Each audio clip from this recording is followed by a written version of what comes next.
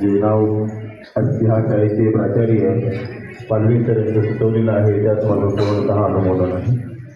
धन्यवाद सर. पालक शिक्षक सभेचा मूल उद्देश प्रत्येक विद्यार्थी हा आणि घर अशा दोन्ही ठिकाणी त्यांच्यावर संस्कार होत असतात. म्हणूनच मुलांना शाळेत सोडणं ही पालकांची जबाबदारी संपली किंवा विद्यार्थी घरी गेले की पालक शिक्षक सभा या संकल्पनेचा जन्म झाला. सृजनो शिक्षक पालक आणि विद्यार्थी हे शिक्षण प्रक्रियेचे 3 भक्कम असे आधारस्तंभ आहेत. शिक्षणाची गुणवत्ता या तिघाही घटकावर अवलंबून असते. तर सुसंस्कृत आणि योग्य गुणवत्तेचा विद्यार्थी तयार होईल. जोपर्यंत हे घटक एकजीव होत नाही, तळमळीने लक्ष देत नाही, तोपर्यंत संस्कारी ज्ञानी विद्यार्थी घडणार नाही. त्यामुळे पालकांचाही देखील सहभाग शिक्षण प्रक्रियेमध्ये व्हावा. केवळ शिक्षकांना ही जबाबदारी सोपवून चालणार नाही. शाळेसाठी समाजाची अत्यंत महत्त्वाचा घटक आणि तेव्हापासून शिक्षक पालक संघाची स्थापना प्रत्येक विद्यालयात होऊ लागली. या संघामध्ये एकत्रितपणे विद्यार्थी, पालक, शिक्षक आपण देखील आपल्या विद्यालयामध्ये शैक्षणिक वर्ष 2025-26 करता शिक्षक पालक संघाची स्थापना करत आहोत.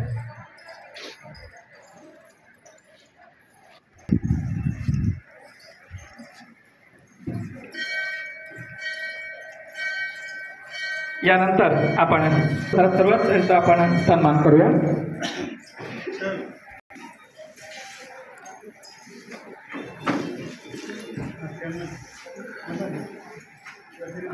सरांच्या सूचनेनुसार आपण प्रथमतः पालक प्रतिनिधींचं याचं 10वी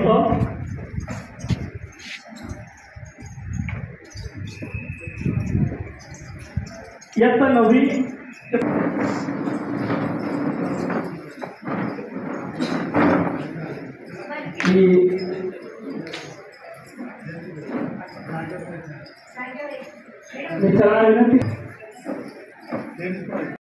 जोरदार टाळ्या वाजवा. आपल्यातच आपण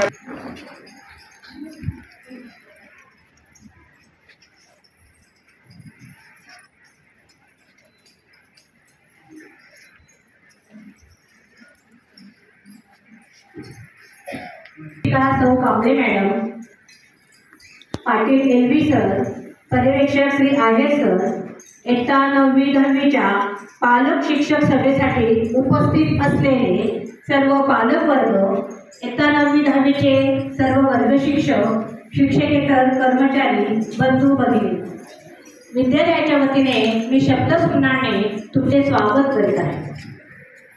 आज 21 जुलै 2025 9वी 10वीच्या पालक सभेचे आयोजन करण्यात आलेले आहे.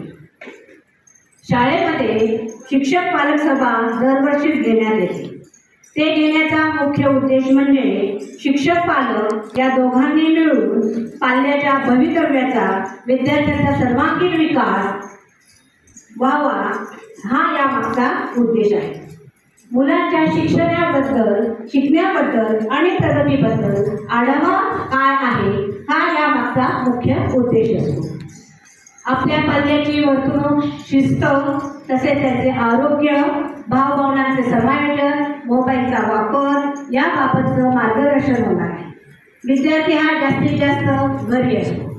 शाळेत 6 तास असतो, 18 तास तो घरी असतो आणि पालकांना विद्यार्थ्यांच्या ज्या समस्या आहेत त्या माहिती असतात आणि त्यामुळे तो शाळेत, घरी, वर्गात, समाजात कसा वागतो याच्याबद्दल आपण समस्यांचं निराकरण करणार आहे. सांगितलं की हा आपला एक त्रिकोण आहे आणि हा परस्परांवरती अवलंबून आहे. शिक्षक, विद्यार्थी आणि घटक विकास, शारीरिक विकास, मानसिक विकास, भावनिक विकास यासाठी शाळेमध्ये सहशालेय उपक्रम, स्पर्धा परीक्षा असतात.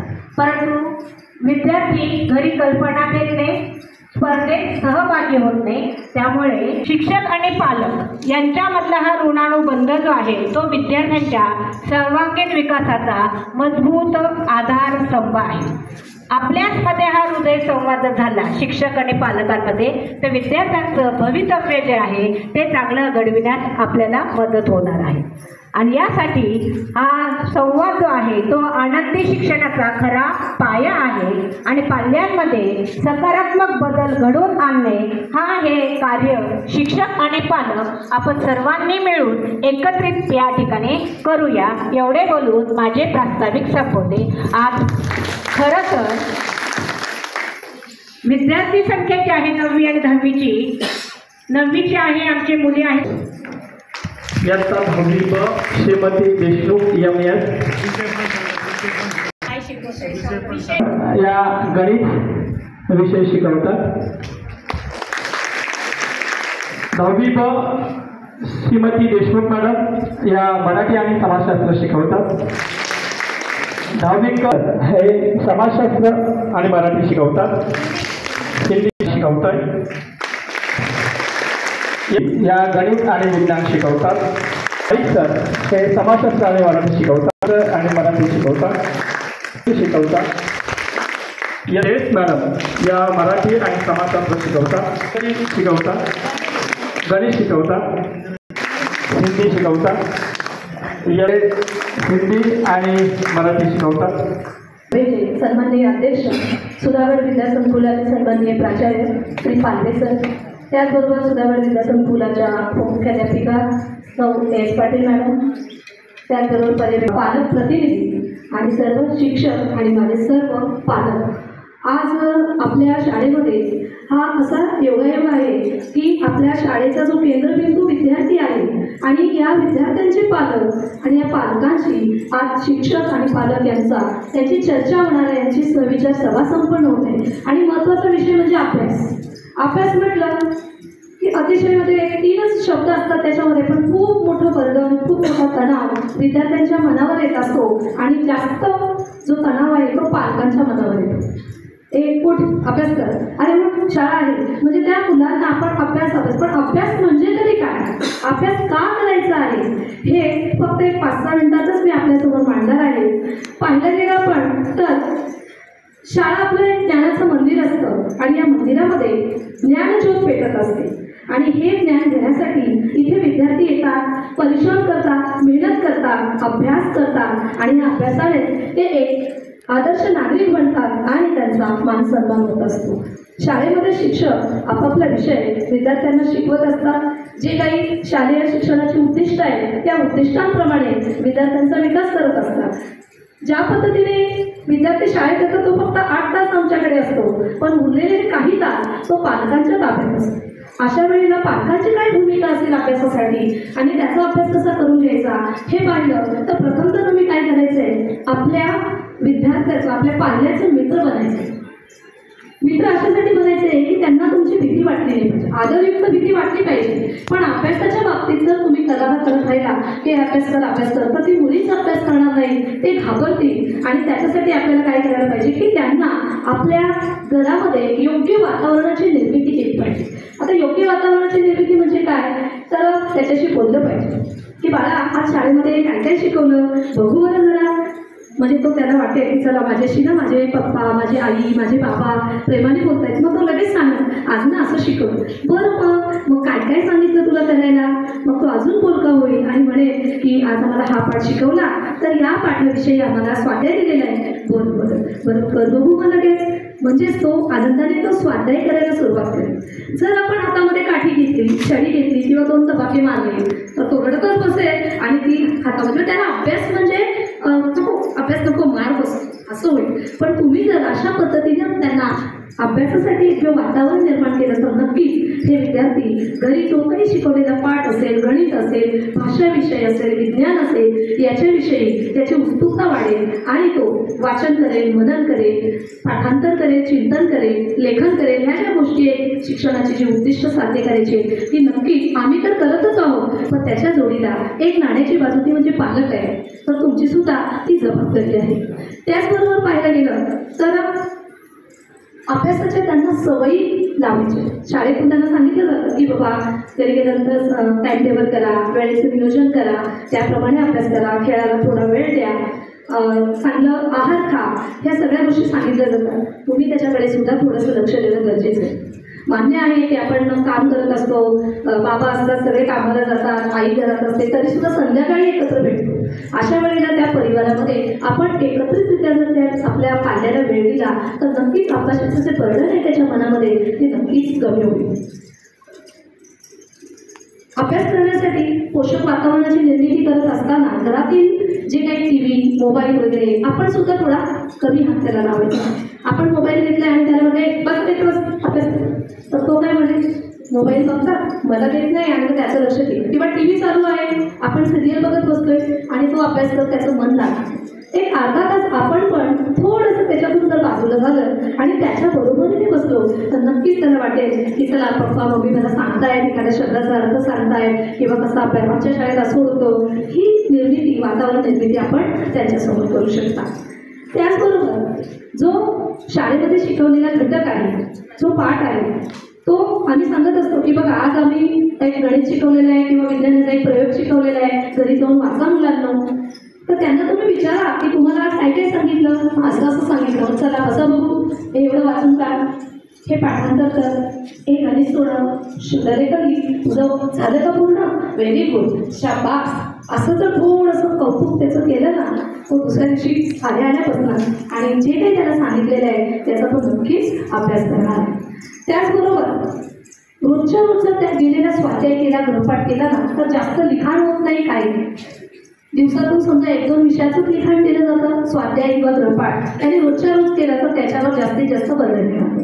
आणि फार अर्धा किंवा 1 तास त्याला फक्त तुम्ही अभ्यासासाठी बसवा, बाकी जास्तीत जास्त वेळ त्याला मनोरंजन किंवा त्याच्याशी मित्रत्वाने बोललं तर तो विद्यार्थी एक आनंदमयी वातावरणामध्ये पुढे शिकू शकेल.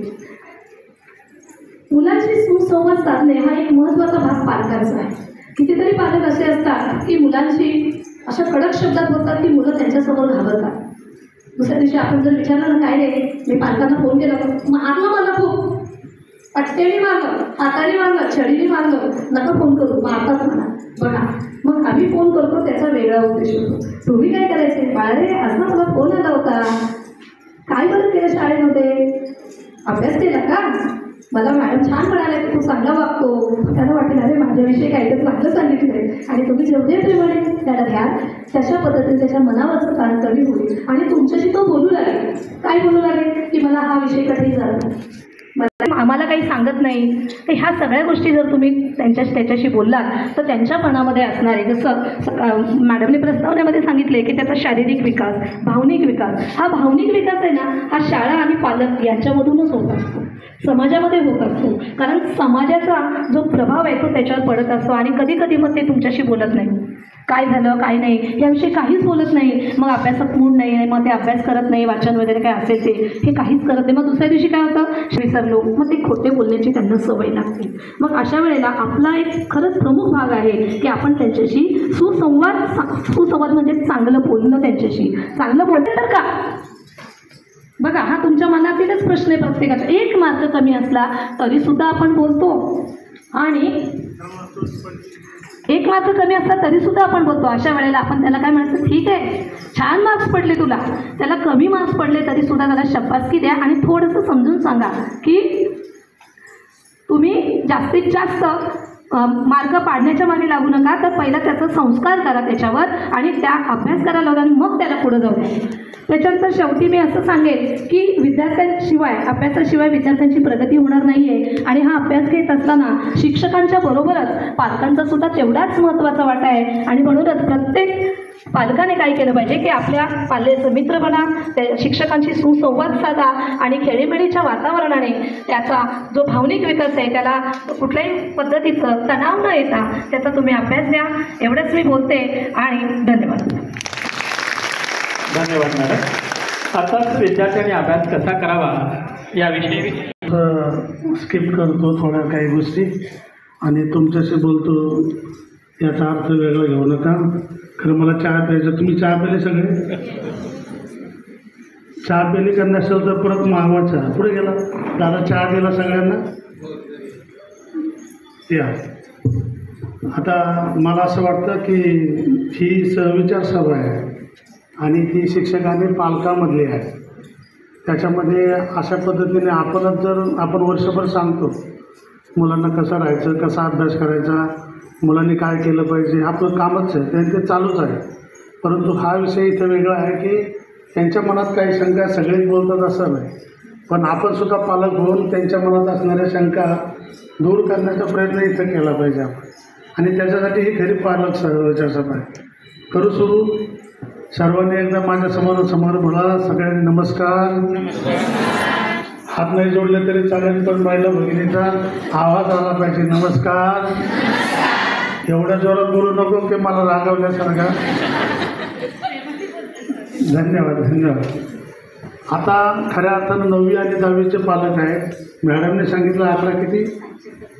770 आहे, त्याच्यातले फक्त 70च आले. आणि 700चा आमचा पूर्ण विश्वास आहे आमच्यावर, असं म्हटलं तरी चालेल. बाबाकडे विश्वास आहे आणि आम्ही नाही येणार तुमच्या मिटिंगला. आणि हे तर होणारच समजा. पण त्यातून ज्या आमचे बंधू आणि काही भगिनी इथं आल्या, खऱ्या अर्थानं त्यांचं मनापासून शाळेच्या वतीने कौतुक करतो की ते जागरूक पालक आहेत. त्यांना खऱ्या अर्थानं म्हणजे पाल्याविषयी तळमळ आहे. आणि म्हणून ते इथं सकाळी उठून कोणी अजून स्वयंपाक नसेल झाला, कोणाला ड्युटीला जायचं आहे किंवा ऑफिसमध्ये सांगितलं असेल 1 तास उशिरा येतो, घरी पण तुम्ही सांगितलं असेल देते वगैरे वगैरे सगळं सोडून, पण हे आमच्यासाठी तुम्ही आला नाही तर तुमच्यासाठी तुम्ही आला आणि आम्ही तुमच्यासाठी वेळ दिला. म्हणजे दोघंही ज्याच्यासाठी आला ते अतिशय महत्त्वाचा घटक आहे, तो आपला मुलगा किंवा मुलगी. बरोबर आहे की नाही? त्याच्यासाठी आपण इथं आला. आपले मुलगा आता मुलगी, काहीचे मुलं इथं 5वीपासून असतील, काहीचे 1लीपासून असतील, काहीचे बालवाडीपासून असतील, काही मध्येच 6वी-7वीला आले असतील, काही 8वी-9वीला आले असतील, काही 10वीला पण आले. पण आता ज्या इथं आले तर खऱ्या अर्थानं आम्ही आता ह्या वर्षी असं सुरू केलं आहे की 5वीपासूनच पालकांची सभा घेणार. आणि पालकांना म्हणजे तुम्हाला 10वीला जास्त सभा घ्यायची गरज भासणार नाही तर 5वी ते 9वीपर्यंत काहीच करायचं नाही. आणि मग 10वीला आला का पालकांना पण प्रेशर द्यायचा, मुलांना पण प्रेशर द्यायचा आणि मग सगळं व्हायबल होण्यापेक्षा आम्ही खाली सुरू करणार आहोत की जेणेकरून 5-7 वर्ष आपण त्याच्यावर प्रक्रिया केली तर झाड मजबूत होईल, त्याला चांगल्या फळं येण्याच्या प्रक्रिया सुरू. बरोबर असंच असतं ना रोपट्याचं पण काम. ज्यावेळेस लावतो त्यावेळेस काय लगेच फळं देतं का ते नाही देत, मग त्याच्यावर आपल्याला मेहनत घ्यावी लागते. परंतु आपण ज्यावेळेस त्याला तोरा दिसला म्हणजे बहर आला की मग हे औषधान ह्या कन्सल्टंटला विचार, हा फवारणी दे, मग हे खत टाकू का ते खत टाकू का, त्याचा परिणाम वेगळे होतात. त्यापेक्षा त्या झाडाला अगोदर मजबूत करा आणि तो झाड जर चांगलं डेव्हलप झालं तर तुम्हाला न सांगता तुमच्या अपेक्षा एवढी ते फळं देतील. याचा अर्थ असा 5वीत विद्यार्थी आला की तिथपासून तुम्ही आणि आम्ही मिळून त्याला योग्य ते शैक्षणिक खत घातलं, त्याला जर त्याच्यावर चांगली प्रक्रिया केली, त्याचं चांगलं संगोपन केलं, त्याला चांगलं जोपासलं, याचा अर्थ असा की तर आपला मुलगा 5वीपासून कोणाच्या बरोबर जातो, कोणाच्या संगतीत आहे, किती मित्र आहेत, कोणते मित्र आहेत. मित्र असायलाच पाहिजे पण ते चांगले असावे, हा चांगला असावा. या सगळ्या गोष्टीची काळजी तुम्ही लहानपणापासून जर घेतली तर 10वीपर्यंत त्याचा जास्त विचार करावा लागत नाही आणि त्या गोष्टी आपल्याला करायच्या असतात. परंतु ही सभा मात्र 9वी आणि 10वी आमच्याकडंच असणार आहे, त्यात काही शंका नाही. कारण 11वीचं सुद्धा आम्ही शेत तयार करून ठेवलेलं आहे. 10वीचं आमचं शेत लागलेलं असणारं बीज आमच्याच शेतामध्ये चांगल्या पद्धतीने 11वी-12वीला कसं उजवेल याच्यासाठी सुद्धा आम्ही ती तयारी करून ठेवलेली.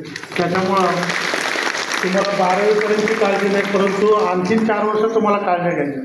कुणाच्या घ्यायच्या? आमच्या नाही घ्यायच्या. कुणाच्या घ्यायची काळजी? मुलांच्या घ्यायच्या.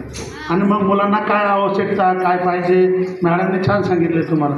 आणखीन आमच्या 2-3 मॅडम तयारी करून ठेवली होती, 2-2, 3-3 पानं लिहून ठेवलेली होती. पण ते जर केलं तर आपल्याला कमीत कमी 3 वाजले असते आणि मग तुम्हाला जेवण द्यावं लागलं असतं. हे काय आम्हाला पुरेबल नव्हतं. म्हणून एका चहामध्ये तुम्हाला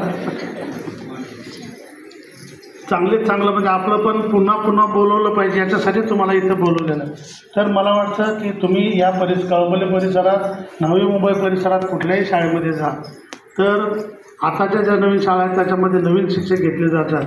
कोणतरी नवीन आणतात, पगार काय तेवढा शासनाचा एवढा देत नाही. म्हणून त्याचं कारण असं सांगतो की मग मुलांना जे द्यायला पाहिजे ते प्रॉपरली दिले जात नाही आणि मग तसंच राहतं आणि मग मुलं पुढे डेव्हलप होत नाही. परंतु आमची ही सगळी मंडळी आहेत, ही सगळी मंडळी अतिशय म्हणजे अनुभवी, हुशार, अभ्यासू, तज्ज्ञ, मायाळू, प्रेमळ आणि सगळ्या गोष्टीचे चौकस बुद्धी असणारा हा आमचा स्टाफ आहे आणि मी त्यांचा मुकादम आहे. आता मुकादम चांगला असला की बरोबर कामगार बरोबर त्या पद्धतीने आणि मग ज्याच्यावर काम करायचं ते मग माल पण तसाच निघतो आणि त्या पद्धतीने आमचं हे सगळी सोसायटी काम करते. आम्ही सगळे या विद्यार्थ्यांचे सगळे सेवक आहोत, कोणी मालक नाही. आम्ही इथं परमनंट नाहीत, कोणी इथं थांबणार नाही. पण ज्या सुविधा शासनाने दिल्या, ज्या संस्थेने आम्हाला दिलं आणि ज्यांच्या नावासाठी आम्ही हे काम करतो त्यांचं नाव तर पहिलं सुधागरचं जपलं पाहिजे होतं. 10-15 वर्षापूर्वी सुधागरचं एक वेगळ्या वर्णावर नेऊन ठेवलेलं होतं. परंतु आता या 7-8 वर्षामध्ये आता तुम्ही कॉलनीतच राहणारी सगळी मंडळी असा तर तुम्ही येऊन जाताय, पालक येऊन जातात, अवश्य बघतात.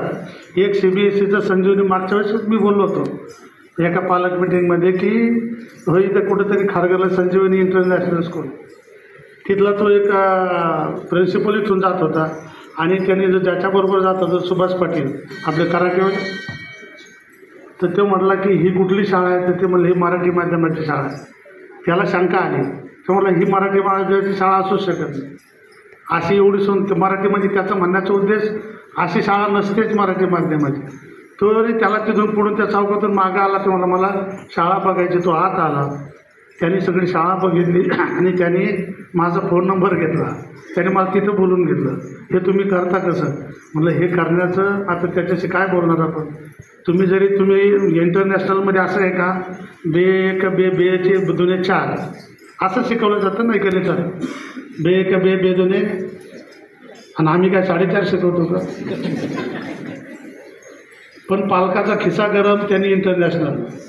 पालकाचा स्टेटस माझा मुलगा दप्तर घेऊन गाडीत कसा लांब जातो त्याच्यावर आहे. परंतु ते तिथे काय मिळतं, आपला मुलगा किती डेव्हलप होतो याचा बघत नाही आणि त्याच्या परिणाम. पण त्याने माझं कौतुक केलं आणि त्याने मला एक त्याचा कुठं फाउंडेशन होता आदर्श मुख्याध्यापक म्हणून माझे त्यावेळेस सत्कार केला. म्हटलं असं काय करू नको बाबा, याचं हे सगळं काम सुधारण्याचं असण्याचं डेव्हलपचं सगळं श्रेय माझ्या सगळ्या पालकांना जातं. तुम्हीच नसता ह्या कॉलनीमध्ये जर समजा पालकच नसले तर विद्यार्थी कुठून येणार आणि विद्यार्थीच नसेल तर ही शाळा कशाला राहिली, शाळा नसती तर आम्ही कशाला राहिला. म्हणजे सगळा स्रोत कुठं आहे, तुमच्या वृत्ती मिळतो.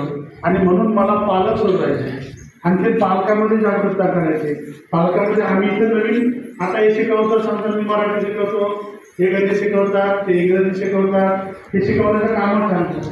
परंतु हे सोडून मला आणखी काय देतो का, हे आणखी काय आपण नॉलेज त्याच्यामध्ये देतो, याच्यासाठी आम्ही प्रयत्न करणारी मंडळी यावर्षी 5वीच्या आमचे जवळजवळ 103 मुलं शिष्यवृत्तीला बसले होते. बरोबर असंच आहे का काय माहिती का पण आपण. आणि त्याच्यातले जवळजवळ म्हणजे पास भरपूर झाले, म्हणजे 65 का 62 पास झाले, पण पात्र नाही झाले. पात्र म्हणजे शिष्यवृत्ती लाभार्थी मिळाला त्याला काहीतरी 2-3 झाले. परंतु ह्या वर्षीचं टार्गेट आहे की जास्तीत जास्त 8वीला लाभार्थी 2 झाले, 65 बसले होते. परंतु जास्तीत जास्त माझ्या शाळेचे विद्यार्थी जास्तीत जास्त स्कॉलरशिपला कसा येईल, स्पर्धा परीक्षेमध्ये कसा शिकेल, पुढे त्याला त्याचं भविष्य 11वी-12वी कसं करता येईल, याचा हा नवीन बेस आहे लक्षात घ्या. नाही तर 2 वर्ष तुम्ही जागरूक नाही राहिला तर मग मुलांना मग आर्टला जाऊ का, डिप्लोमाला जाऊ का, पुढं डिग्रीला जाऊ का, नेमकं काय करू मग गोंधळ पालकाला माहिती नसतं. म्हणून आपण ह्या सवयीच्या सवयाच्या पुढे ठेवायच्या, यायच्या मुलांच्या अपडेटमध्ये राहा. आम्ही शिकवलेलं कळलं पाहिजे, नाही कळलं त्यांनी त्या पालकांनी त्या विद्यार्थ्यांनी त्या पालकाला स्पष्टपणे म्हणजे बोललं पाहिजे की हे डबल शिकवायला लावा, हे कळलं नाही, हा विषय समजला नाही, हे परत शिकवायला लावा. आमच्याकडून असं कधी होणार नाही. त्यांनी मला आमच्या सगळ्यांच्या कोणी रागवणार नाही, नाही तर रागवतील, माझ्याच मुलावर टूक ठेवतील, तू कशाला विचारलास, मग तुला काय गरज होती का, मी काय शिकवत नाही का, थांब बघते तोंडी परीक्षाला, थांब बघतो तोंडी परीक्षाला, असं होणार नाही. ही भीती आपल्या मनामध्ये राहणार नाही. पण एक खेळीमेळीच्या वातावरणात पालक पण तेवढं जागरूक राहायला पाहिजे. जर तुम्ही जागरूक राहिले नाही तर मला वाटतं मग आम्ही पण तसे ढिली पडू. म्हणजे आम्हाला वाटतं त्याला पालक काय बघत नाही, आता आलेच नाही त्यांचं काय करायचं. बरोबर आहे की नाही, त्यांच्या मनात काय असेल माहिती नाही, परंतु यायला पाहिजे होते. पुढच्या वेळेस मात्र येताना तुम्ही इथं असणाऱ्या पालकांची जबाबदारी आहे. त्यांना सांगायचं जर तुम्ही आला नाही तर तुम्हाला पुढच्या वेळेचं जेवण तुम्हाला द्यावं लागेल त्यांना. असा दम द्या त्यांना, नाही तर तोंडी परीक्षा देणार नाही मार्क असं सांगा की जेणेकरून पालक जागृत व्हायला पाहिजे. इथपर्यंत या, तुमच्याचसाठी या, आयुष्यभर ज्याच्यासाठी करताय, ज्याच्यासाठी सकाळी उठून संध्याकाळपर्यंत राबताय, कुणासाठी राबताय? त्यांच्यासाठी राबतो. त्यांच्यासाठी थोडा वेळ शाळेत द्या, त्यांच्यासाठी मेहनत घ्या, असं आमचं प्रामाणिक मत या ठिकाणी आहे. आणि त्याच्यासाठी खरी लावलेली ही सर्वविचार सभा आहे. जर माझ्या माहितीनुसार सगळेच आमच्याकडे सेमीपासून तर मराठी म्हणजे मराठी माध्यमाचे सगळेच अनुभवी आणि सगळे शिक्षक परिपूर्ण आहेत. कुठल्याही प्रकारची कमी नाही. आमचं पण लक्ष असतं, त्यांचं पण लक्ष असतं. पण आता तुम्ही लक्ष ठेवण्याची जास्त गरज आहे. याचा अर्थ उठसूट भांडायला कोणी यायचं नाही. भांडायचं असेल तर यांच्याशी कोणी भांडायचं नाही, यांच्याशी पण भांडायचं नाही. भांडायचं माझ्याशी भांडायचं. काय भांडायचं तर मला तुम्ही 2000 मागितले, मला 3000 द्यायचे, असं भांडण करा. मला मुलांना हे द्यायचं होतं, मला हे आणून द्यायचं. वर्तनाचा परिणाम मुलांवर नाही झाला पाहिजे. खेळीमेळीत राहायचं. खेळीमेळीत ह्या गोष्टी सगळ्या करायच्या. मुलं खेळली पाहिजेत. खेळांना पण स्कोप आहे. 10वीमध्ये सरांनाच माहिती आहे, विभागीय जिल्हा राज्यस्तरापर्यंत आपली मुलं सगळ्या क्षेत्रात जातात. इंटरमिडिएट त्या कला म्हणजे चित्रकलेच्या 2 परीक्षा आहेत, त्याचे मार्क्स मिळतात. स्काउट गाईडचे काय गुण असतात का? बोर्डाला काय फायदा होत नाही. जाऊ द्या, बोर्डाला नाही झाला तर स्वतःला नक्की त्याच्या जीवनामध्ये RSP आणि स्काउट गाईडचं कसं जगावं, कसं समाजात बोलावं, कसं राहावं आणि आपण समाजामध्ये वागताना काय पद्धतीने गेलं पाहिजे याचा अनुभव हे 2 युनिट आम्हाला देतात, RSP आणि स्काउट गाईड.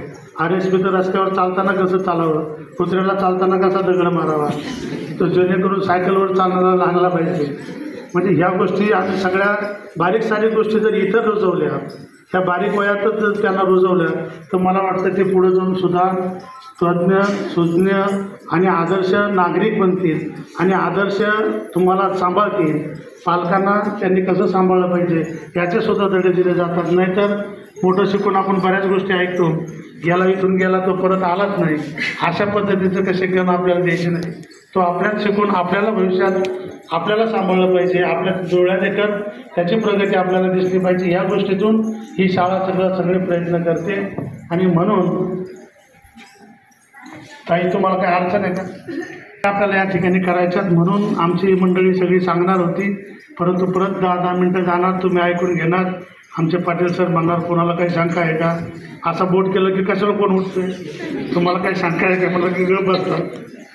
त्याच्यामुळं त्या शंका मनात न ठेवता आमच्याशी शेअर करा. आणि एखादा विषय एखादा मुलाला समजला नसेल, मुलं जर कोणी ऐकत नसतील, एका मुलामुळं जर वर्ग डिस्टर्ब होत असेल तर त्याची काळजीसुद्धा आमच्या सगळ्या शिक्षकांनी घ्या. त्या पालकाला बोलून घ्या, त्या विद्यार्थ्याला समजावून वेगळ्या पद्धतीने सांगून वर्ग कसा चांगला राहील, आणखीन त्यांना कसं दिलं जाईल या गोष्टीची खबरदारी आम्ही या ठिकाणी घेतो. आणखीन मला वाटतं आता या वर्षीपासून आपण घटक 10वीसाठी प्रयोग करू की घटक चाचणी झाली की मुलं असं म्हणतात की ह्या परीक्षेला काही महत्त्व नाही. तर मी 12वीला पण सांगितलं आहे, 12वीच्या मिटिंगला. तुम्ही 10वीला पण आहे का पालक? हो. तर त्यांनी सांगतं की 10वीला याला महत्त्व नाही, मग ते लिहित नाही, लिखाण काम कमी करतात. घटक चाचणीला 1-2 गाळ्याला जागा सोडलं, एका वाक्यात दिलं की बाकीचं ते सोडून, कारण याला काही महत्त्व नाही. 6 महिला तसाच करतो, 9 महिला तसाच करतो, परत पूर्वतयारीला पण तसाच करतो. आणि मग बोर्डाच्या परीक्षेला आदल्या दिवशी रात्रीभर बसणार, सकाळी लवकर उठणार, परत बसणार, आई पण म्हणणार हे खा ते खा, आणि नेमकं परीक्षा आली का तो आजारी पडणार. अशा घटना न होता मी असं ठरवलं आहे की घटक चाचणी झाली, परीक्षा आम्ही इथं दिली की पेपर तपासले जातील आणि तेच उत्तर, तीच प्रश्नपत्रिका त्या पालकांनी घरी. आता मी मागच्या सकाळी जो बोललो काल ज्युनियर कॉलेजमध्ये, पण तसं नाही करत. तर आता पालकांनी एक काम करायचं, तीच 2 फुलस्केपचे 3 कागद घरी घ्या आणि ती उत्तर प्रश्नपत्रिका त्याला बघून सोडायला लावा. 10वीवाल्यासाठी सांगतो. कमीत कमी त्याच्या हाताखालून तरी ते प्रश्नाचे उत्तरं निघून जातील. त्याला कंपल्सरी लिहावं लागेल. एकदा जर बसायचं, ज्याने ते लिहिलं नाही ते लिहून घेतलं जाईल त्याच्याकडे, आणि तो संच आमच्या वर्ग शिक्षकाकडे तुम्ही जमा करा. आणि त्याला आम्ही आपण पण सगळे असं दम देऊ जर ह्या म्हणजे पूर्वतयारीपर्यंत जर तुम्ही ह्या गोष्टी केल्या नाही तर तुम्हाला तोंडी परीक्षेचे मार्क दिले जाणार नाही. मग तो मुलगा पण करेल आणि तुम्ही पण त्याच्याकडून करून घेणार की जेणेकरून त्याचा फायदा असा होतो. एखादा प्रश्न समजा लिहिताना आपण डोळे झाकून तर कोणी लिहिणार नाही. असं आहे का घरी गेलं डोळे झाकून लिहितं कोणी? त्याला ते बघावं लागेल. नाही आलेलं त्याला पुस्तक शोधावं लागेल. नाही त्याच्यात मिळालं तर गाईड शोधावं लागेल. ते उत्तर शोधावं लागेल आणि ते बरोबर त्याच्या खाली लिहावं लागेल. म्हणजे एवढी प्रक्रिया त्याच्या माइंडमधून जाईल आणि त्याच्यातला 1-2 जरी प्रश्न त्याला वार्षिक परीक्षेला जर आले तर त्याचा नक्कीच त्याला फायदा होईल. त्याला ती लिहिण्याची सवय लागेल. नाहीतर जर तसाच तो राहिला तर मग तो कामापुरताच लिहिला. आम्ही सांगितलेला निबंध गायीवर निबंधल्या, आईवर निबंधल्या, तेच निबंधल्या, परत तोच गृहपाठ द्या. ते तेवढं तर ते लिहितातच, ते काय प्रश्न. पण ह्या प्रश्न याचासुद्धा सराव लागतो. हे मी सांगितलेलं चुकीचं आहे का बरोबर आहे? असं केलं तर चालणार आहे ना? नाही म्हटलं तर धन्यवाद. मग आपण ह्या पद्धतीने नवीन आपल्या 10वीला जाऊ. 9वीवर जास्त लक्ष देऊ. कारण 9वीला त्यांना मार्क नाही लिहिलं नाही तर ते पासच होणार नाही आणि त्याची भीती त्यांची असल्यामुळं ते लिहितात आणि ते पण जास्तीत जास्त कसं लिहितील याचाच नक्कीच या ठिकाणी प्रयत्न करू. काही 10वीसाठी बाहेरून आता वर्षभर आमचीच मंडळी शिकवतात. परंतु काही एखादा पाहुणा जर नवीन घरी आला तर रोजचं जेवण आपण त्याला देतो का? रात्रीचं चला घ्या, फटाफट वाढून द्या. नवीन जर कोणी आला तर त्याला कमीत कमी या बसा, पाणी द्या, त्याच्याकडे मग थोडंसं वेगळ्या पद्धतीने करा. त्या पद्धतीने जर मुलांसाठी आम्ही नवीन एखादा इंग्रजी विषयाचा मार्गदर्शक आणला तर त्यांना पण वेगळं पण लागेल. एखादा गणित विषयाचा आला तर त्यांना पण वेगळं वाचेल. एखादा मराठीचा आला त्यांना पण वेगळं लागतं. आणि असं रोटेशन चालू असताना नवीन काही जर मिळालं तर मुलांना अट्रॅक्शन मिळतं आणि ते कॅप्स करतात लगेच फटाफट. आम्ही सगळ्या विषयाचे तसे भविष्यामध्ये आता सुरू करू आणि ते लेक्चर पण आम्ही या ठिकाणी देऊ. मला असं वाटतं की बऱ्यापैकी मी बोललो. काही बोलायचं राहिलं असेल तर शिस्तीच्या बाबतीत आमची पालकच एवढे शिस्तप्रिय आहेत त्याच्यामुळं मुलात मला शंकाच नाही. फक्त आता ते आपण सांभाळून घ्यायचं, त्यांची आणखी शिस्त चांगल्या पद्धतीने डेव्हलप करायची. त्याच्याबद्दल फक्त थोडे मुलांचे असणारे वाद तुम्ही एवढं सिरियस घेऊ नका. नाहीतर तुमच्यातच भांडण शाळामुळे होऊ नये याची काळजी आम्ही घेणार आहोत. आणि मुलं आता ते काय मुलं खेळतात. आता बोलली की शाळेत भांडण करतात, घरी गेली की एकत्र राहतात. एवढं लक्ष न देता परंतु त्याचा परिणाम जास्त नाही झाला पाहिजे. जिथल्या तिथं दाबलं की त्याचा चांगलं वळण लागतं आणि मग त्याची जबाबदारी आपली सगळं तुमची आणि आमची. शाळेत आम्ही करायचं, घरी तुम्ही करायचं. आणि बाहेर जर दोघांना कुठेही दिसला म्हणजे बाहेर म्हणजे घर सोडून आणि शाळा सोडून एखादा आमचा विद्यार्थी बाहेर कुठेही दिसला तर तो माझा विद्यार्थी आहे, तो आमचा विद्यार्थी. अशा दृष्टिकोनातून काही जर बरं वाईट त्याच्यात दिसलं तर त्याला समजावून सांगणं, बऱ्या वाईट मार्गाला न जाऊन देणं, त्याला सूचना देणं. अरे बाबा सर आहे असं समजावून सांगणं. ह्या गोष्टीसुद्धा आपल्याला ही काळाची गरज आहे. कारण समाज तसा राहिलेला नाही. समाज फार विचित्र झालेला आहे आणि मुलं डायव्हर्ट व्हायला अजिबात वेळ लागत नाही. त्याच्यामुळं ह्या 2-3 वर्ष आपले अतिशय महत्त्वाचे असतात. तेवढे तुम्ही आणि आम्ही सांभाळायचे की मी मगाशी बोलल्याप्रमाणे की ज्यांच्यासाठी हे आयुष्य करतं त्याच्यासाठी एवढं 2-3 वर्षच काम करणं, नंतर मात्र आपल्याला करायची गरज नाही राहणार. असं एवढं मी बोललो. मला वाटतं विषय सोडून बराचसा बोललो पण विषयासंदर्भात होतं जवळपास टच असणार. जवळजवळ मी काही असा ट्रॅक सोडून बाजूला गेलो नाही. तुमच्या आणि आमच्या हिताच्या संदर्भातच बऱ्यापैकी मी जे काय बोललो. आणि आता मी ह्या बोलल्यापैकी आमच्या मॅडम बोलल्यापैकी ह्या बोलल्यापैकी याच्या व्यतिरिक्त जर कोणाला काही शंका असेल तर तुम्ही उभा राहा. आम्ही ती प्रेमाने ऐकू. शंका म्हणजे सूचना सांगावं, सुधारणा सांगा. आम्ही हे करू किंवा मुलांसाठी आणखीन हे करा, आणखीन हे झालं तर बरं होईल किंवा मुलांसाठी आणखीन काय तुमच्या डोक्यामध्ये आयडिया असतील तर त्या सांगा. आम्ही त्या इथे स्वीकारू. त्याचं इम्प्लिमेंटेशन शक्य झाल्यास आम्ही लगेच सुरू करू. तो काही प्रश्न नाही. पण तुम्ही जर बोलला नाही तर आम्हाला फार वाईट वाटेल. कारण आम्ही बोललो आणि पालक एक शब्दही न बोलता निघून गेला. याचे 2 अर्थ निघतील की पालकांना आमचं परिपूर्ण समजलं म्हणून ते निघून गेले. दुसरा अर्थ की यांना काहीच कळलं नाही म्हणून ते निघून गेले. म्हणून कुठंतरी बोलतं व्हा आणि बोलतं झालं तर आम्हाला कळेल आणि आम्हाला कळलं तर कुठंतरी ते वळेल आणि कुठंतरी वळलं तर ते कुठंतरी मोरेल. अशाच दृष्टिकोनाचं हे सहविचार सभा आहे. पुन्हा एकदा सर्वांचे या ठिकाणी मोठ्या मनाने स्वागत करून माझं हे लांबलेलं कीर्तनरूपी सेवा, कीर्तन म्हटलं तरी चालेल, पण मी या ठिकाणी थांबतो. आणि मला असं वाटतं की जर कोणाला बोलायचं असेल तर त्यांनी जरूर बोला. धन्यवाद. आता सर कोणाला सांगता येणार नाही.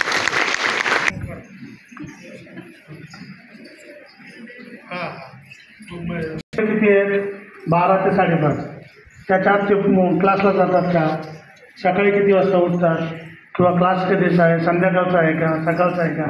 तर त्यांना मला वाटतं तुम्ही कायम पोरांना बसूच नका. टाईम असं आला की बस, आला की बस असं करूच नका. त्यांना 1-2 तास त्यांच्या कन्व्हिनियंट ठेवा. संध्याकाळचा बस, सकाळचा अर्धा तास बस. अर्धा तास बसला ना तो कंटिन्यू, तुम्हाला वाटतं तुम्हाला सांगायचीच गरज नाही, तो 2-2 तास उठणार नाही. त्याला सवय लागली पाहिजे फक्त अर्ध्या तासाची. तोच म्हणणार 15 मिनटं राहिलेत मी पुढं बसतो, माझं एवढं राहिलं, आणखी 1 तास गेला, त्यालाच वेळ कळून येणार नाही. पण तुम्ही टायमिंग ते शेड्यूल तुम्ही ठरवून घ्या. आणि कुठलीही वेळ चांगली, फक्त पहाटे उठू नका. लोक म्हणतात पहाटे तर चांगलं असतं, परंतु मला नाही वाटत, कारण मी नाही उठलो कधी.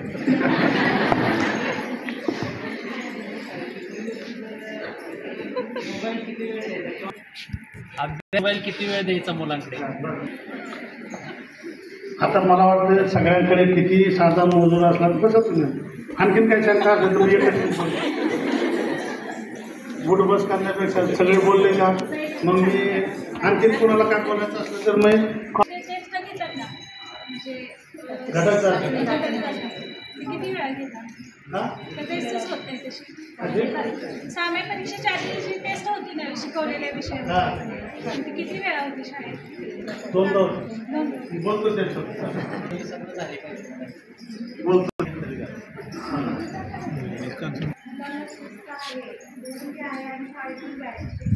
अभ्यास खूप छान घेतात मुलांना एक शिस्त आहे की माझा मुलगा म्हणतो बाकीची मुले सायलेंट आणि चप्पल आहे. माझं असं आहे की 3 महिने पावसाळा चालू असतो, स्कूल पूर्ण आले पाहिजे की सँडल वापरावं, त्याच्यानंतर स्कूल वापरले पाहिजे ना मुलांना, ते शाळेतून नोटीस आली पाहिजे ना. माझी मुलगी इयत्ता 11वीला आणि इयत्ता 12वीला आहे. माझा मुलगा 9वीमध्ये आहे, ड वर्गामध्ये शिकत आहे. आता सरांनी सांगितलं प्रश्नपत्रिका झाल्यानंतर ना आपण घरी सराव करायला पाहिजे. एकदा सांगितलं ना, पण आपण एकदा नाही 5 वेळा ती उतरून घ्यायला पाहिजे, कारण की तेच मुलांच्या लक्षामध्ये प्रॉपर राहतं. माझी मुलगी इयत्ता 10वीमध्ये होते तर तीच ते काम करायची, जे वर्गामध्ये शिकवलं ते रिपीट 2 ते 3 वेळा घरी करायची, तेव्हा तिला चांगल्या टक्क्याने पास झालेली आहे. आणि वर्ग शिक्षकांना दोष काहीच देऊ शकत नाही, कारण वर्ग शिक्षक एवढे सुंदर आहेत ना की कौतुक करावं एवढं कमीच आहे. कारण की माझी मुलं छोट्या शिक्षकापासून ती आज 12वी आणि कुठेही भेटू द्या, वर्गात भेटू द्या, बाहेर भेटू द्या, एवढे प्रेमाने ते बोलतात ना की कौतुक करावं तेवढं त्यांच्यासाठी कमीच आहे. ठीक आहे, जर कोणाचं क्वेश्चन असेल ना तरी पण आपली जबाबदारी आपल्या मुलाला कशी सवय लावायची. ओके, एवढंच मी बोलेन. धन्यवाद. 6 महिन्यापूर्वी एक परीक्षा होते का? ती होते घटक चाचणी. 6 महिन्याच्या नंतर एक दुसरी घटक चाचणी. आणि त्यांचं म्हणणं आहे जर प्रत्येक धड्यावर किंवा 2 घटकावर टेस्ट घेतली आणि त्याचा जर तुम्ही पालकांना सांगितलं तर ते बरं राहील. परंतु ते मला वाटतं प्रॅक्टिकली बरोबर दिसणार नाही, कारण शिकवताना धडा शिकवायचा, परत त्यांना प्रश्नपत्रिका द्यायची आणि एका धड्यावर किती 5 प्रश्न असतात, परंतु 2-3 धडे एकत्रित झाल्यानंतर घटक शासनाचाच तो नियम आहे. शासन का असं उठसूट नियम करत नाही, ते सायकॉलॉजीचा अभ्यास करतात मुलांच्या, की एवढ्या टायमामध्ये एवढ्या मुलांना शिकवलं गेलं पाहिजे आणि त्याच्यावर ते युनिट टेस्ट घ्यायचे. प्रत्येक धड्याची घेतली तर मग त्याला जास्त वेटेज राहतं. आम्ही 6 महिने घटक चाचणी झाली की पेपर पालकांना दाखवतो, तुमचा आरसा तुम्हाला दाखवतो, तुम्ही बघा आणि परत आमच्याशी बोला. त्याच्यामुळं तो काय घटक चाचणी झाली 6 महिने दाखवतो, फक्त बोर्डाचे पेपर आम्ही दाखवतो 10वीचे. त्याच्यानंतर तुमचा संपला प्रश्न. त्यांचा प्रश्न होता की पावसाळा आहे, आता सँडल घालून येतात, नंतर बूट घालत येतात. माझी इच्छा आहे माझा पोरगा एकदम अपडेट आला पाहिजे. आमचा युनिफॉर्म चेंज करायचा विषय चालू आहे, पण अजून झालं नाही. नाहीतर माझ्या स्वतःकडच्या, आता तुम्ही इंग्लिश मिडियमचा आमचा विद्यार्थी बघा जरा, कधी तुम्हाला रस्त्यात दिसले तर बघा, असा युनिफॉर्म नवी मुंबईमध्ये कुठे तुम्हाला दिसणार नाही. एवढा अपडेट मी तिथे करून घेतलेला आहे. त्याच्यामुळं मला ह्याच्यातसुद्धा ब्रँड बदलायचा आहे. जुना तो झालेला युनिफॉर्म आहे, परंतु पालक मिटिंग घेणार मागच्या वर्षाच्या शेवटी, कलर चेंज करणार, संस्थेशी बसणार आणि अपडेट एक युनिफॉर्म घेणार. मुलांना पण ते छान वाटलं पाहिजे. नाहीतर त्याच्यावर सुद्धा बऱ्याचशा गोष्टी असतात. त्यांचं म्हणणं आहे की 6 महिने 2-3 महिने सँडेल आणि नंतर शूज. आमचं काहीच म्हणणं नाही. मुलांनी शूज घातले तर उत्तमच राहणार आहे, प्रश्नच नाही. सगळ्या पालकांना कंपल्सरी. पण दुकानदाराची चांदी, तुमच्या खिशाला झळ, पण आम्हाला चांगलं. परंतु काय माहिती आहे का, ब्रँड देत नाहीत लोक.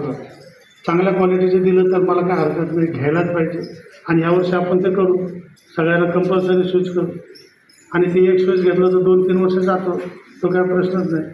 आता दुसरं तुमचं काय होतं काय, माझ्या मोबाईलवर त्यांचं होता की मग घरी अभ्यास कर म्हटलं की लिहितो, अभ्यास कर म्हटलं की लिहितो. एकच लक्षात घ्या, लिखाणसुद्धा काय अभ्यासाचाच भाग आहे. लिखाणाचा परिणाम असा होतो, त्याला त्या एकदा लिहिताना म्हणजे काय करावं लागतं माहिती आहे का, ते तुम्हाला वाचावं लागतं तरच लिहिता येतं. का न वाचता कसं लिहितं, मग ते वाचलं तर बघावं लागतं. आणि ते चांगली प्रक्रिया, फक्त तो काय लिहितो एवढं बघा. म्हणजे काहीतरी उगाच दुसऱ्याच गोष्टीचं एखादं लिहिलं तर मग चाललाय अभ्यास. वरती आपलं भूगोलाचं पुस्तक, खालून एक गोष्टीचं पुस्तक, बाबा गेला की गोष्टी, बाबा आला का भूगोल. असं न करता फक्त एकदा चेक करा. आणि ती सवय चांगली आहे लिखाणाची, काय प्रॉब्लेम. तो अभ्यासाचाच एक भाग आहे. परंतु तुम्हाला कधी आवड मिळाली, सवड असेल तर त्याला अभ्यासाचं नका वाचायला.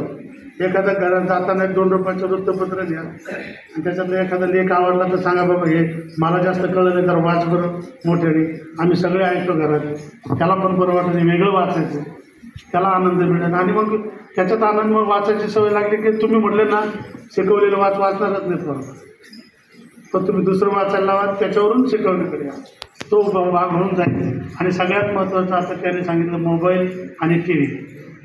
मुलांना किती बघायचा आणि किती वापरायचा ह्याचा मला वाटतं मुलांना मनसोक्त बघून द्या, मनसोक्त खेळू द्या म्हणजे मोबाईलवरती.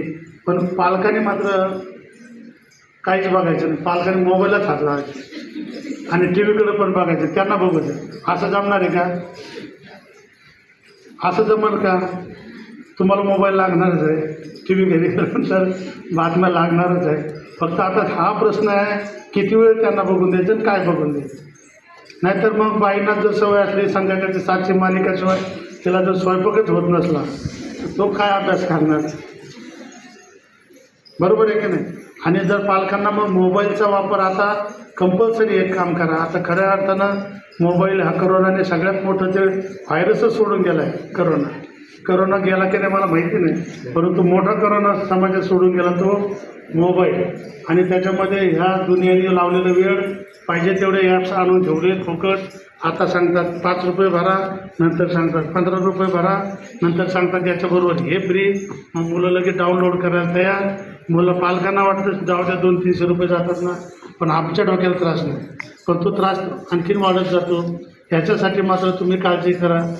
कामापुरताच मोबाईल, त्याचा अभ्यासाचा विषय नाही. हां, आता तर आम्ही अभ्यास मोबाईलवर कोणीच पाठवणार नाही. फक्त शाळेची एखादी सूचना आली तर ते पालकांना कळली पाहिजे, पालकांच्याच मोबाईलवर जाणार. अभ्यासक्रम आता करोनासारखं गेला की हे बघा, प्रश्नपत्रिका सोडा, तो विषयच नाही राहिला, तो ठेवू पण नका. आणि मला असं वाटतं आता 2-3 आता आमोशा कधी आहे, जवळ आली वाटते. आता गटारं पण सगळे आपले साफ झाले, पण आता गुरुवारपर्यंत आमोशा आली. त्याच्यानंतर मात्र आमचा श्रावण सुरू होईल आणि सगळीकडे मग हा शंकर, तो महादेव, हा महादेव चालू होईल. परंतु यावर्षी मात्र थोडंसं मुलांकडे जास्त लक्ष द्या, घरात जास्त लक्ष द्या. आणि श्रावणात जसं आपण सोमवार पाळतो, सोमवारला उपवास करतो. उपवासाचा अर्थ माहिती आहे का? किती जणांना माहिती आहे उपवासाचा अर्थ? सांगा जरा. आपल्या हा एक प्रकार असं मला वाटतं. शारीरिक सांगितलं, परंतु देवीचा उपवास करायचा असेल. उपवासाचा अर्थ असा आहे, उप म्हणजे जवळ. आता मुख्याध्यापक आणि उपमुख्याध्यापक, बरोबर ना. मुख्याध्यापकाच्या जवळ कोण? उपमुख्याध्यापक. उपचा अर्थ आहे जवळ आणि वासचा अर्थ आहे सहवास. लक्षात आलं का? मग ज्या एखाद्या देवाचा उपवास करायचा आहे त्याचा अर्थ त्याच्या जवळ जायचं आणि त्याच्या सहवासात राहून आपण त्याच्यात तो दिवस घालवायचा, त्याला म्हणायचं उपवास. आणि मग त्याचबरोबर मग देव काय खातो का? आतापर्यंत कोणत्या देवाने काही खाल्लं आहे का? खाल्लंच नाही. त्याच्यामुळं तो आपण कसा करायचा? नाहीतर आज उपवास आहे, उद्या उपवास आहे, घरून सांग 2 किलो साबुदाणा, 4 किलो बटाटे, रताळं काय, आणि मग एवढं मोठं बनवायचं आणि उपवास धरायचा. रोज खातो त्याच्या डबल टेबल खायचं आणि उपवास धरून काय?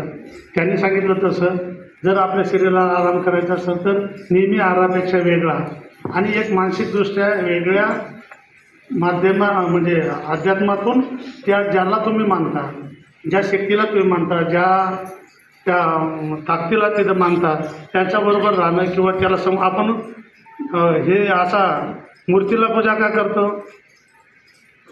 आज शंकर आहे समजा, आज हे शंकर, याला का पूजा करतो?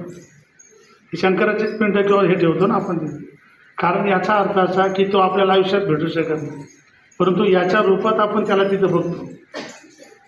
याच्या रूपामध्ये आपण त्याला ते व्यक्ती तशी बघतो. देवी असेल तर देवी, जो पण असेल घटक तो त्याच्यात बघतो आणि आपण त्याची पूजा म्हणून करतो. म्हणून ती मूर्तीपूजा असते, बाकी काय विषय नसतो. परत कीर्तन सुरू व्हायचं दुसरं आणि तुम्ही कंटाळायचं त्याच्यामध्ये. तर मला वाटतं यांच्या शंकेचं समाधान झालं. तुम्हाला काय बोलायचं मागे? गेट बाहेरून मुलं बाहेर जास्तोपर्यंत आणि कर्मचारी पण तिथे सपोर्ट करतात. आणि लेक्चर मी तुमचे जेव्हा ओळखलंच नव्हतं, माझं काय एक डॉक्युमेंटबद्दल होतं ते तुम्ही मोबाईलवर माझा नंबर घेऊन पाठवा बोलले, तर मी आठवणीनं ते पाठवलं होतं. एक हे जेणेकरून साधारणतः मी विकी हायस्कूलला बघायला प्राचार्य आहेत ना, ते लेडीज प्राचार्य असे आहेत बाहेर बसा अर्धा तास, हँडिकॅप मुलगी असून सुद्धा, आणि ते काय कामासाठी गेलेलं होतं तर ते होत नाही. म्हणजे इथल्या स्टाफचं काम आणि त्यातनं ते तुम्ही स्वतः रिस्पॉन्स दिलेला आहे. एक मुलीबद्दल पण तुम्ही एक आली ते तिथे आहे साधारणतः त्याचं आपण हेल्प केलेलं आहे. ते स्टाफ पण चांगला आहे म्हणजे जेणेकरून, आणि गेटवरती कुठलंच अजून शाळेचे शिक्षक असं कर्मचारी बघितलेलं नाही की मुलं बाहेर व्यवस्थितपर्यंत जास्तोपर्यंत असतात. धन्यवाद. आमच्यासाठी काय पण मी आलो नाही, पण ते मनापासून बोलले ते आणि मनातून बोलले, आणि अशीच भावना प्रत्येकाची आहे शाळेविषयी. आपलं काही कुठल्याही प्रकारचं काही नाही. तुम्ही आम्हाला समजावून घ्यायचं, कुठलाही एखादा प्रसंग असेल आम्ही तुम्हाला समजावून घ्यायचं. दोघांचं उद्दिष्ट मात्र मुलं आहे एवढं डोक्यात ठेवायचं आणि आपल्याला जायचं. पुन्हा एकदा या ठिकाणी आला, आता तुम्हाला चहा दिला आहे, पुढच्या वेळेस काय पुढच्या वेळेस काय द्यायचं का नको? काय मागणी तुमची? काय मागणी नाही? ते ड्रेसचं आहे ना, आता तुम्ही ठरवतात चांगलं आहे, चांगल्या क्वालिटीचं किंवा हे, तर आधी कल्पना देऊन आम्ही सगळे सुरळीत लागत तोपर्यंत 1-2 वर्ष जातात. दुकानदाराचा पण माल खराब होऊ शकतो किंवा पहिल्या लोकांचं घेतलेलं नाही. आम्ही अगोदर तुमच्याशी बोलणार, न संस्थेशी बोलणार, मग निर्णय. ओके. तर मला वाटतं काय तुम्ही बोलत होते जेवणाचं सांगते. आता जेवणाचं ठीक आहे, पुढच्या वेळेस मिटिंगला चहा नंतर बिस्किट देऊ आणि शेवटच्या मिटिंगला काही जमलं तर नाश्ता देऊ. असं मध्ये चाललेला हा विषय. ठीक आहे, मला वाटतं कोणाला काही तुम्हाला बोलायचं बोला. बोलता का?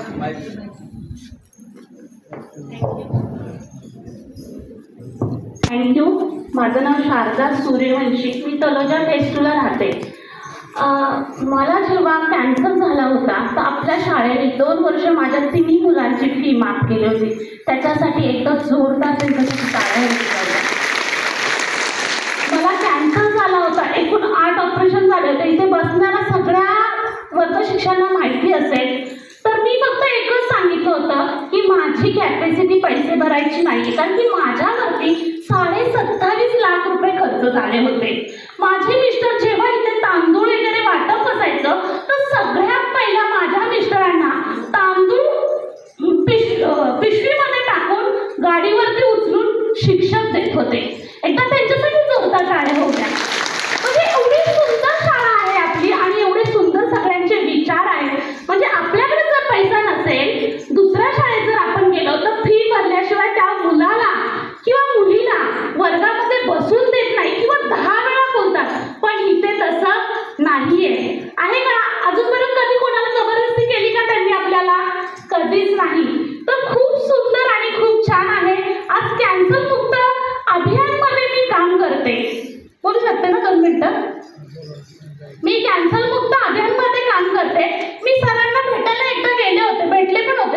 तुम्हाला. त्याच्यानंतर त्या बाजूच्या मॅडम आहेत त्यांनाही भेटले होते. तर आपल्या शाळेवरती माझा कार्यक्रम झाला होता, खूप सुंदर आणि खूप प्रकारे मस्त झाला होता.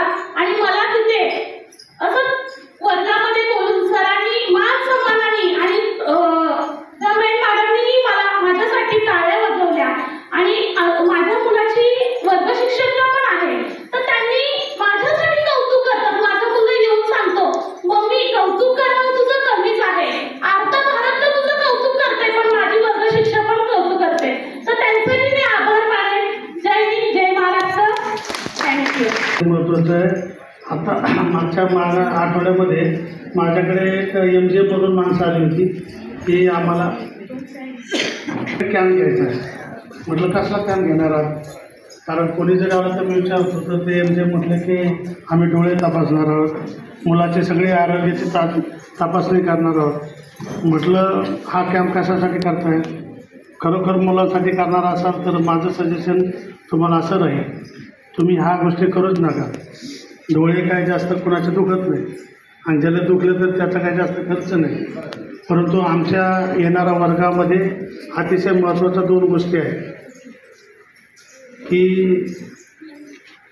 आमच्याकडे मुलींचंच प्रमाण जास्त आहे आणि मुली कुमार वयातल्या सगळ्या मुली असतात, त्यांच्याकडे जास्त बघितलं जात नाही. तुम्ही त्या सिस्टीमवर याच्यातून गेलात आरोग्यातून म्हणून तुम्हाला पण माहिती नसेल मॅडम, मी कोलारला होतो. कोलार तर ग्रामीण भाग आहे, तिथं तर अशी व्यवस्था नव्हती, पण तिथे मला ते सुचलेली ती आयडिया होती.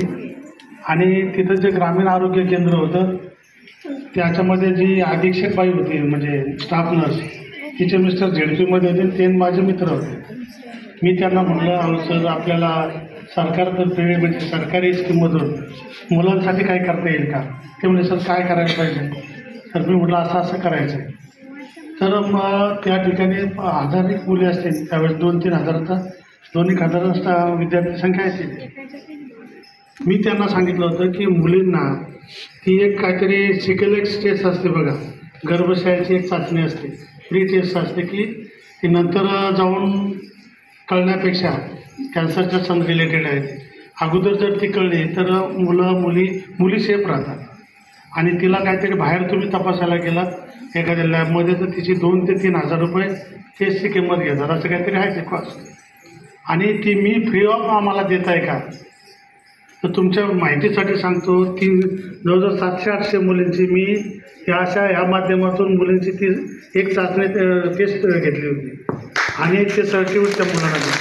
तर मी इथलं पण असंच सांगितलं की तुम्ही हे नका दाखवा आम्हाला. जर असंच काही देणार असाल आमच्या मुलीच्या संदर्भामध्ये तर आम्ही महिला पालकाशी बोलू, तज्ज्ञ पालकाशी बोलू आणि त्यांचं कन्सल्ट घेतलं की आम्ही तुम्हाला कळू बाबा आम्हाला ही टेस्ट द्या करू.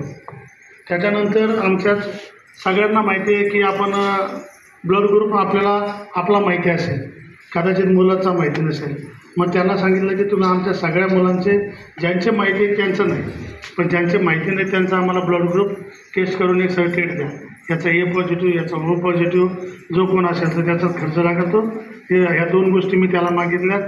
आम्ही पण तेवढे अलर्ट आहोत, परंतु मेजर प्रॉब्लेम असेल तर शाळा पण काय करू शकत नाही. तुम्हाला त्याच्यासाठी फेस करावं लागेल. आम्ही सगळं तुमच्या भावनेत सगळ्याबरोबर तुमच्याबरोबर असतो, तो काय प्रश्न नाही.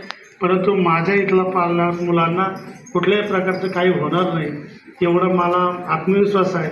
आणि त्याच्यामुळे इथं काहीच होणार नाही. परंतु आरोग्याचं टेस्ट करणं अतिशय गरज आहे, कारण नंतर कळणं आणि अगोदर एकदा आपण नेलं असं कळलं फरक पडतो, आरोग्यावर त्याचा चांगला परिणाम होतो. ब्लड टेस्ट मी करून घेणार आहे आणि जर जमलं तर ती एक टेस्टचा मी डोक्यामध्ये विचार ठेवला. बाकीच्या मग चाचण्या किंवा मग डोळे तपासा, मग या हॉस्पिटलला मग बसा लाईनीत, मग तुम्हाला फ्रेम चॉईस करा, मग फ्रेमचे पैसे मग तुम्हाला कोणते ग्लास पाहिजे, खालचं दिसणारी पाहिजे का वरचं दिसणारी पाहिजे, ते मग आणखीन वाढत जातो आणि मग पालक त्याच्यात पोरासाठी करत राहतो. हे करण्यापेक्षा चांगलं का आरोग्याच्या दृष्टीने सकस आहार द्या. महिलांना विनंती आहे तुमच्या घरामध्ये जंक फूड नसावं, बर्गर नसावा, पिझ्झा नसावा, बाकीचे काय काय आयटम असं कुरकुरे नसावे, आणखीन बरंच काय असतं ते बाजारात मिळतं सहज तुम्हाला त्रास होतो आणि 10 रुपयात मुलं गप्प बसतात. ते आयटम मात्र घरामध्ये आणू नये. जेणेकरून स्वतः बनवा, पालेभाज्या द्या, जास्तीत जास्त खाऊ घाला. खात नसाल तर आम्हाला सांगा, हा जेवत नाही, हे खात नाही, आम्ही त्यांच्याबरोबर खाऊ, आमच्यासाठी बनवून पाठवा, आम्ही पण जेवू. तर मुलं कुठंतरी ते खातील. आणि म्हणजे आरोग्याचा आहारावर सुद्धा आहार कसा तुमच्या आरोग्यावर परिणाम होतो. आहाराची काळजी घेणं गृहमंत्र्याच्या हातात आहे आणि आर्थिकची जबाबदारी आपल्या मुख्यमंत्र्याच्या हातात आहे. त्याच्यामुळं दोन्ही गोष्टी आपला जर उमेदवार सक्षम करायचा असेल तर गृहमंत्री अतिशय महत्त्वाचा आहे. हां, आमच्या शिक्षकांची तक्रार आहे की 10वीची मुलं सकाळी उठल्याबरोबर क्लासला जातात. सकाळी किती वाजता उठतात तुम्हालाच माहिती, आणि क्लासवरून ते परस्पर शाळेत येतात. म्हणजे सकाळचं 7 ते संध्याकाळी 5 या दरम्यान जर त्यांना काही मिळालं नाही तर ते इथं कुठेतरी वडापाव शोधतात किंवा काय शोधतात. तर तेवढी एवढ्या वर्षी काळजी घ्या. जरी सकाळ त्याला खाता नाही आलं तर कमीत कमी एक टिफिन, एखादी चपाती, एखादी पोळी, एखादी थोडी भाजी त्याच्याबरोबर पाठवा. नसेल पाठवता आली तर मध्ये कोणी तुम्हाला वेळ असला तर शाळाचा दरम्यान देऊन टाका. मधल्या वेळेत तो खाईल, ती खाईल. आणि त्याला आता ॲरोचं पाणी माहिती आहे का तुम्हाला? इथून मुलं घरी घेऊन जातात बाटल्याबरोबर. वस्तुस्थिती आहे. आता हे नेत नाहीत आमचे, का नेतात तुम्ही? परंतु ॲरोचं पाणी आमच्या इथं फील्डवर ॲरोचा प्लॅन्ट आहे, आम्ही पण तेच पाणी पितो. आणि त्याच्यामुळं हे पाण्यावरच सगळं दिसतं. आम्ही जे पाहिजे तेवढी काळजी घेतो. आणि याच्या पुढे घेऊ परिसर पण तुम्ही बघा. तशाच आम्ही स्वच्छता आहे, सगळ्या गोष्टी आहेत. आता लोक घड्याळाकडे बघायला लागले, कोणाला जांभळ्या यायला लागल्या, कोणाला जायची वेळ झाली, कोणी कुकर लावून कोणी आलं नाही इथे, नाही ते इथं सिटी जायचं, गोल व्हायचं सगळा. ठीक आहे, पण हसत खेळत हा सहविचार सभा या ठिकाणी पार पडली. पुढची सभा घटक चाचणीचे ज्यावेळेस तुम्हाला पेपर देऊ त्याच्यानंतर आपण बसू, म्हणजे आपल्याला अभ्यासातला हे बॅलन्स इन बॅलन्स कळेल आणि मग पुढच्या मागण्या करू. सगळ्यात अतिशय महत्त्वाचा शेवटचा आता आभार प्रदर्शनाचा भाग म्हणजे गोड कार्यक्रम असा आहे की तुमच्या आम्हाला जे काही देणं लागतं, आम्ही काय तुम्हाला देणगी मागतो, ती देणगी लवकरात लवकर या विद्या मंदिराची पावती फाडा आणि ती देणगी मागच्या वर्षीची राहिलेली असेल ती पण द्या आणि ह्या वर्षीची पण द्या, की जेणेकरून ह्या सगळ्या गोष्टी करताना खिशाकडे बघावं लागतं. नाही तर नुसतं बाता मारून वाड्या मारून कुठलीही गोष्ट येत नाही. नाक्यावरून 2 आणले तर संध्याकाळी